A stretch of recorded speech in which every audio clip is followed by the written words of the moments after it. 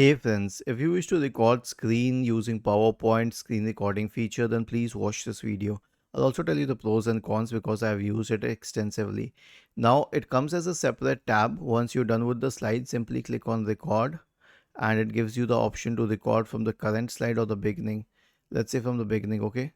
And then you can start recording, but you have to hit the record button. It will say 3, 2, 1, and then it will start recording. Okay, and then you can read across the slides, this and so on. So it may seem excellent, and actually it is an excellent feature, but when you're transitioning to the slides, like for example a transition from one slide to the other, it takes a brief pause. So you need to pause at for that point and then start speaking again when you're at the next slide. Otherwise it will cut your voice. And obviously to stop it, you can click on stop and then you can replay it.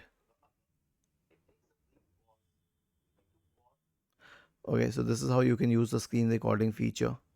Was this helpful? If yes, then please subscribe to the channel. If not, then let us know in the comment section of the video on how we could help you further. Thank you for watching this video and have a nice day.